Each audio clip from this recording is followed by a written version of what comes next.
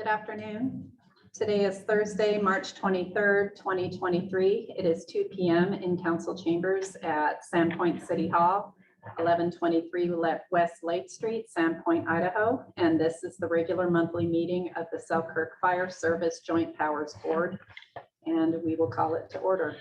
For the record, I'm Jennifer Stapleton, Board Executive Director presiding. Also present are members of the board representing Sego Fire District, Jim Woodward, Will Gadsby representing the West Side Fire District, and Councillor Kate McAllister will be here shortly to represent the city of Sandpoint. We will now recite the Pledge of Allegiance. If everyone will please stand, and Chief, if you will lead us. I pledge allegiance to the flag of the United States of America and to the republic for which it stands, one nation, under God, indivisible, with liberty and justice for all.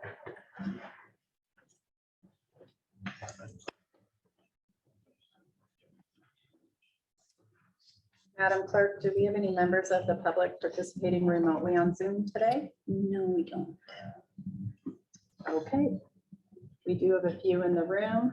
Are there any members of the public who would like to address the board with any general comments before we get underway with the agenda? Okay. Are there any general announcements from board members or from staff?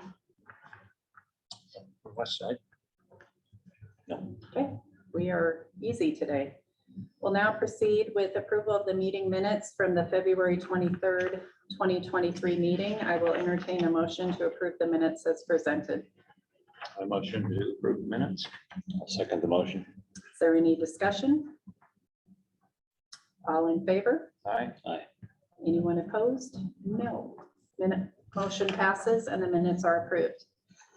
Next item on our agenda is the chief's report, and I will yield the floor to Fire Chief Gavin Gilcrease. Thank you. Happy Thursday, everybody. So just to start off the chief's report with announcements, we did not have any career anniversaries for the month of March, but do have an update. The deputy chief candidate was able to visit with us last Friday. Came in, met several board members, and had a pretty good conversation. The conditional offer letter has been sent, and he has countered. So we're in the process of going through that with him. We do have one promotion that's coming up, and at the end of the month on the 28th, Engineer Solon Wolf, sitting over here in our ranks over here, he will be promoted to captain on the 28th. So we want to say congratulations to him, and the pinning ceremony date will be determined later. Incident review for February, and we had a total of 150 incidents. Sego had 58, Sandpoint had 73, and Westside had 19. And you had a little graph sheet there in front of you. I went through and looked because that was about the time that we switched to around February 1st is when we switched to reinstall the ILS response back into our medical program. So we did have a little bit of a change. It looks like we had a big spike, but it wasn't all EMS. So we had in January, Sandpoint had 25 medical calls, and in February they had 34. Sego had 24 in January and 23 in February. Kerrywood had 5, and they did jump up to 11 in February, and then Renco had 10 and went up to 12. We did have some other adjustments like that, but it was we ran some more of some other calls and less of some other ones, so it wasn't all for apples to apples as far as the EMS stuff goes. Our training, we finished out our Fire Officer 1 class, got that done. We taught that in-house. We're currently doing the EMT basic course over in Sego that they meet on Tuesdays and Thursday nights. We're getting some folks through that, and our active shooter training that was scheduled over spring break has been canceled. That vendor was out of Texas, and there was not enough participation to make that happen. I did talk with the police chief here, Corey Kuhn, and we are going to set up some training on some local training. They have instructors in-house at the police department So we're going to set that up between us and Bonner County EMS and invite the sheriffs to do that. It's when you get into doing those type of trainings that normally with an outside vendor, it's like a 3-to-1, maybe even a 4-to-1 ratio for law enforcement to fire and EMS for the medical side.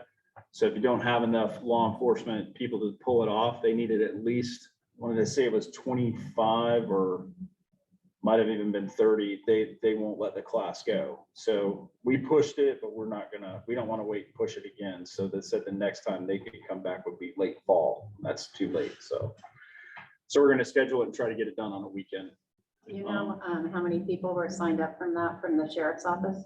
No, I don't have any number. They just sent out the thing was canceled due to, they didn't have the law enforcement numbers. This same vendor did it in Boundary County and they almost didn't go up there. They had to get the Border Patrol and, you know, all these other agencies involved just to have enough. So, yeah. We do have a swiftwater rescue class coming up, a training coming up. We're doing that in concert with Bonner County EMS. And there's some other departments, fire departments that are going to be involved in that. The idea is to have a couple of people on shift for multiple departments around the county. We don't have swiftwater all year, but there's a couple times a year where we do. And we really want to we were missing that resource last year. There were 2 or 3 calls that went on. There's just no swiftwater response here at all. I think somebody called the sheriffs and they showed up with their dive team. So, but that's not really what you need in swiftwater. So we just, it was kind of identified. So we're just going to be a part of that. We have most of the gear already, so our cost should be minimal in getting that going and being part of that. As far as maintenance goes, we're still combating some of the maintenance issues we have with our rigs as far as some of the gauges that went out during the freezing temperatures. Some of the stuff we thought was under warranty is not, but so we're getting that stuff ordered and sent in and getting those things repaired. We had 1231 out in Sagal sustained the damage from that fire a few weeks ago. So we're working with iCramp again to get them back in service. They're in a reserve, and the ladder truck is getting, there was probably about this time last year, there was a bad knock in the front end. The guy came in, couldn't find it and put everything back together. It worked fine. And now the knock is back. So he's investigated. We think it's a spacer for one of the leaf springs in the front end. So he's getting that put back together. So we're running an engine for that. Our personnel update, we have 1 out on FMLA, 1 firefighter is in the recruit academy right now and has been onboarded, and the other one is in the process of onboarding. And community engagement, the only thing we have set right now is the mock DUI static display for Sandpoint High School, and that'll be on May 23rd. Get more updates as that happens and times and stuff, but that's where we sit. Great. I have a question. Yes.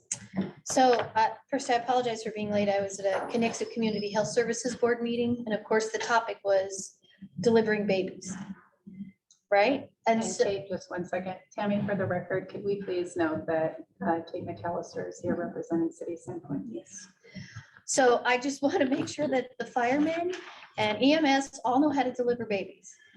It isn't so much going to be difficult on Sandpoint, but it's the people coming from Priest River or, you know, the other outlying rural areas if they can't make it to Kootenai or somewhere else. And I know that's a silly thing, but Well, it's not silly.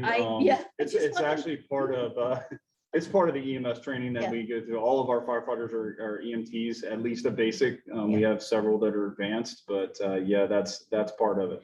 Yeah. I know for the very first time I took an exam for that, it was 120 questions. I think there were 90 questions on obstetrics on my exam. It's like, can we ever get out of birth and babies on this test? But yeah, it's on there. These guys are trained out of, they've done a few of them, so. Excellent. Yep. Just last month, Nick Crom helped birth a baby in our parking lot at Rancho Station, I believe. It was a Karen with you. Sorry. It's just- Oh, yeah. Awesome. It happens. It's Yeah. one of those things. Okay. Well, thank you. I just thought I'd ask Another that. baby on the front ramp. All right. Where were you born? Yeah, where were you born? Need the Latin lawns for that, right? That's right. Thank you. Any other questions or comments regarding Chief's report?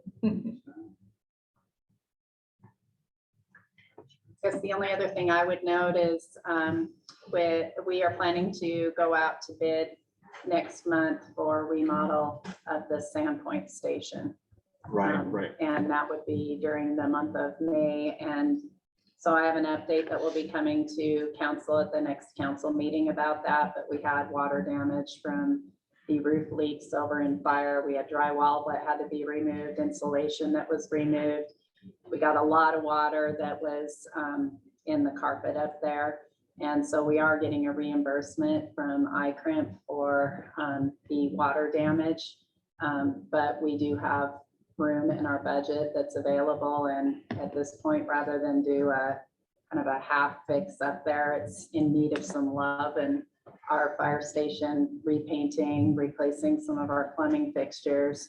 I've had some challenges with those. Our carpet is about worn out and the plan would be to replace with something other than carpet. So it's more of a cosmetic makeover, but it's much needed in the fire department. So Yeah, the plan, Sagal had damage too from that same storm there. I believe they started today doing the repairs on that station. There is, we are shifting. Theirs was a lot more minor than what we had here as far as the damage goes, but our crews will be probably right. We're thinking right around that first part of May. So our crews are shifting over, they'll shift over to the Dover station and run out of there while the remodel is being done here. So that's kind of what we're meeting on next week, is to go over there and get a game plan on for the purge, as it were, to get it all straight. yeah, Cheryl has the final schedule for Sandpoint when we went over the bid documents. So she hasn't checked in with you on that. She's got those dates, but we have construction to start in May. Yeah, I know it was supposed to go in front of council on the 5th, I think. Yeah, and for that's the just gonna be, RFP. that's just gonna be an update. Oh, okay. As opposed to approval, since we have it in our budget. So, Okay. but I want to make sure council knows before we go out. So we're gonna help West Side staff their station full time for a while. Don't get used to it. Don't get used to it. Well, they may like it. Our project's only supposed to take about 6 weeks. So unfortunately, it's not long lead time things. So. All right, with no other questions or comments on the chief's report, let's move on to the monthly financial report, and I will yield the floor to City Finance Director, Treasurer Sarah Limbs. Excellent. Good afternoon. First, I wanted to start that we were, Belinda and I both went out to both stations and districts, actually. Last meeting, so I think it was a couple weeks ago now, and had several questions actually at the at Sagal, fewer questions at West Side, but it was good. I felt that it went well. I really stressed the importance of knowing the difference between when it hits our books versus when it's billed in, and then when it hits their books, that lag, that it doesn't necessarily mean that even though this says February billing, it might be not hitting theirs until March or April, how much that affects things. So suggestion from my end of it is that really getting with their accountant and making sure that that is clear in there, some kind of percentage, something that they can add to their financials on their end of it, to get not just looking at it by the month of it and thinking that it's half the year is gone or whatever it is. So anyway, I felt that went well. I don't know if you guys are both there. Did you have any more feedback on any more questions or anything else? No? No. Okay. Thank you for coming out. Yes. So this is through February, what was attached to the meeting, and we have 9.5 pay periods have been paid year to date. And that's 36% of the year, or of the pay periods is gone. So that you can see on the percent of budget spent. Actually, all stations or districts are above what that percentage is. That's due to many different things. One is just the one-time pay that we did in November, and then also the overtime that we discussed last time. That was consistent with last month. Let's just say that it hasn't increased even more. So that's I a think good at thing. this point was the chief noted in his report with, we've had people out due to FMLA. We're down to, as the chief noted, one. Our numbers have been significantly higher than that, which has impacted those overtime costs. So hopefully we kind of start bringing this back in line. And then unfortunately, that's also created mandatory overtime for crew members too, correct? Yes, ma'am. Yes, correct. Moving on, if you don't have any questions on that, moving on to the JPA administration, part of the, or attachment on that. That again is also through February. That is at 25 in total budget to actual spend for the year, which is well under. Again, noting, I will know that every time that sometimes that's a lag of a month on some bills that come in. So that can't be taken 100% of that. That's a good percentage. So other than that, I don't, unless you had anything to note to point out of expenditures, or from my end of it, it's pretty consistent. And Sarah, again, isn't much of that difference where we're under budget is with the unfilled deputy chief position. Yes, correct. Yes. Yes. I think it was noted when the approval of the initial one-time pay to all the firefighters, that was, we knew that was unfilled, so that was kind of going to be used. So part of this savings is actually over in the other station overage. So it kind of washes. Yeah, the 13, 15. Yeah, the 250, yes, yep. There's not, from my end of it, there's not anything unusual to note. Okay, any questions or comments from board members on the financial report?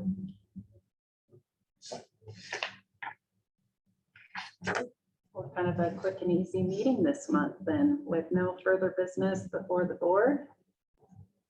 This meeting is now adjourned at 2:17 p.m. Thank you all.